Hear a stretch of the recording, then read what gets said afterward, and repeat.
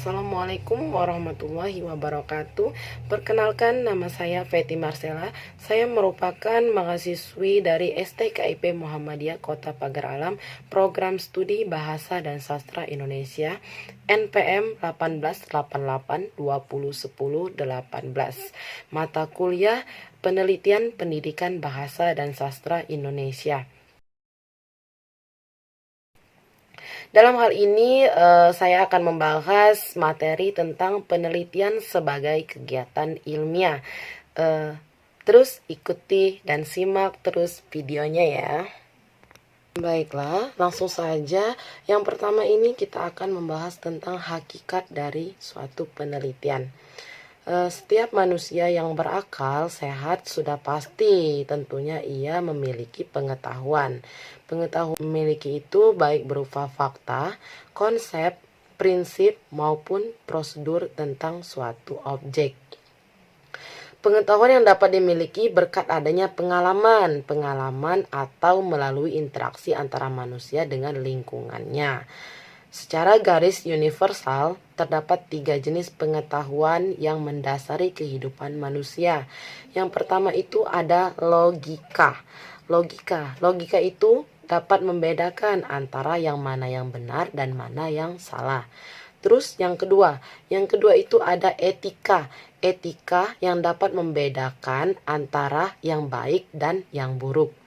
Yang ketiga itu ada estetika. Estetika ini dapat membedakan antara yang mana yang indah dan yang mana yang jelek. Salah satu wujud pengetahuan yang dimiliki manusia adalah pengetahuan ilmiah yang lazim dikatakan sebagai ilmu. Ilmu itu merupakan bagian pengetahuan, namun tidak semua pengetahuan itu dapat dikatakan sebagai ilmu. Ilmu adalah pengetahuan yang didasari oleh 2 teori kebenaran. Nah, teori kebenaran ini yang pertama itu adalah teori koherensi dan yang kedua itu ada teori korespondensi. Teori koherensi ini menyatakan bahwa suatu pernyataan itu dapat dikatakan benar apabila pernyataan tersebut konsisten dengan pernyataan sebelumnya. Teori koherensi ini dalam pengetahuan ini diperoleh melalui pendekatan yang logis atau berpikirnya secara rasional. Terus yang kedua ada korespondensi. Nah, teori korespondensi ini menyatakan bahwa suatu pernyataan dapat dikatakan benar jika pernyataan tersebut didasarkan atas fakta atau atas realita yang ada. Koherensi dalam pengetahuan diperoleh melalui pendekatan yang empirik atau bertolak dari suatu fakta.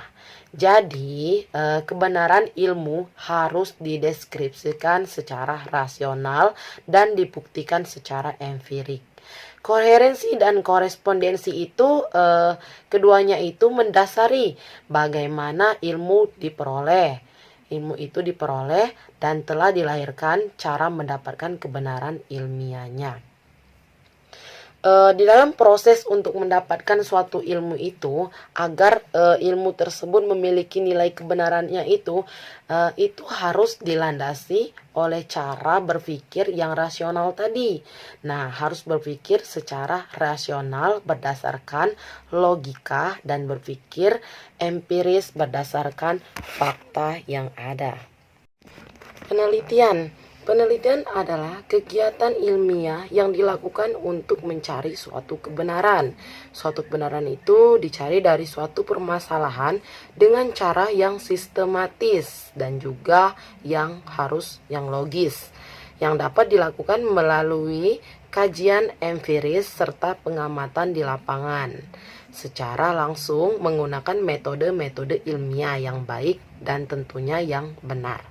Penelitian sebagai upaya untuk memperoleh suatu kebenaran harus didasari oleh proses berpikir ilmiah yang dituangkan dalam metode ilmiah.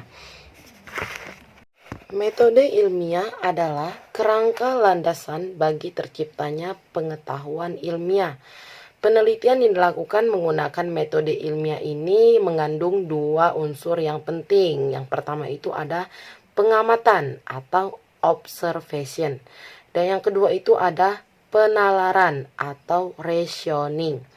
Nah, di dalam metode ilmiah ini didasari oleh pemikiran bahwa apabila suatu pernyataan ingin diterima sebagai suatu kebenaran, maka pernyataan tersebut harus dapat diverifikasi atau diuji dulu kebenarannya secara empirik atau secara berdasarkan fakta yang ada. Baiklah, kita lanjutkan.